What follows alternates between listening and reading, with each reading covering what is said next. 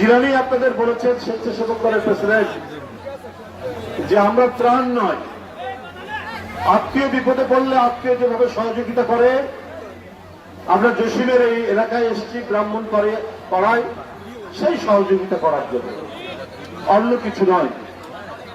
আমরা বিগত 16 বছর জনগণের পাশে দাঁড়াবো। আমরা ত্রাণ নিয়ে এসেছি বিভিন্ন জায়গায়, ত্রাণ তৎপরতায়। আমরা করোনার সময় মানুষের পাশে গেছি।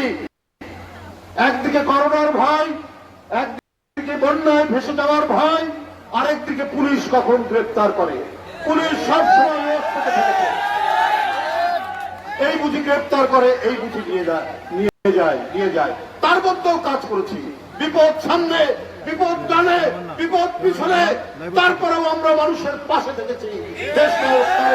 ডাকে, দেশনেত্রী বেগম খালেদা জিয়ার ডাকে আমাদের সকল অঙ্গ সংগঠন, স্বেচ্ছাসেবক দল, যুব দল, ছাত্র দল, মহিলা দল, প্রত্যেকে তার সাধ্যমত প্রাকৃতিক সমস্ত বিপর্যয়ে আমরা মানুষের কাছে থেকেছি, মানুষের পাশে থেকেছি। এখন তো কিছুটা মুক্ত নিঃশ্বাস নিতে পারি। এখন শেখ হাসিনার তাণ্ডব নেই, শেখ হাসিনার সেই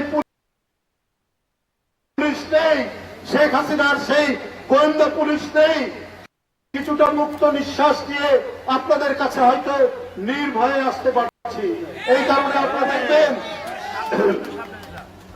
কারণে আপনারা দেখছেন যে বিএনপি এবং তার অঙ্গ সংগঠন কেউ কিন্তু ঘরে বসে নেই।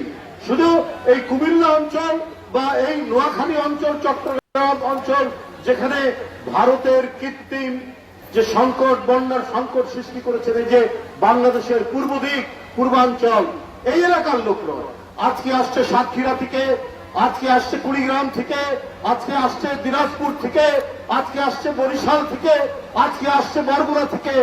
প্রত্যেকটি মানুষ বাংলাদেশে তাদের পূর্বাঞ্চলের জেলা কুমিল্লা, নোয়াখালী, ফেনী, সিলেট, হবিগঞ্জ, চট্টগ্রামের কিছু অঞ্চল, এইখানকার তার ভাইদের কাছে ত্রাণ নিয়ে আসছে।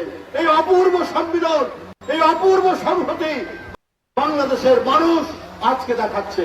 কারণ বন্ধুরা আমার, একদিন এই ধরনের প্রবাহ, এই ধরনের একত্রিত হওয়ার সুযোগ ছিল না। আজকে সেই সুযোগ সৃষ্টি হয়েছে। আজকে ছাত্র জনতা, ওই যে কোচি বাচ্চারা, ওই যে কলেজ বিশ্ববিদ্যালয়ের তরুণ কিশোর ছাত্ররা, তারা নিজের জীবন দিয়ে জুলাইয়ের সেই ভয়ঙ্কর শেখ হাসিনার হত্যাকাণ্ডের মধ্যে দিয়ে শেখ হাসিনার মতো এক রক্ত পিপাসু ব্যক্তির এই বাংলাদেশ থেকে বিদায় হয়েছে। এই কারণেই আজকে আমরা আপনাদের কাছে আসতে পারছি। আজকে আপনাদের কাছে নির্ভয়ে আমরা ত্রাণ নিয়ে, নৌকা নিয়ে, কখনো কখনো ট্রাক নিয়ে সারা বাংলাদেশের মানুষ আপনাদের কাছে আসছে। বন্ধুরা আমার, আপনারা জানেন এইরকম একটি ভয়ঙ্কর পরিস্থিতি তৈরি করা হয়েছে। এই দেশ বড় হয়েছে আপনার না, এই দেশ আমার না, এই দেশ বড়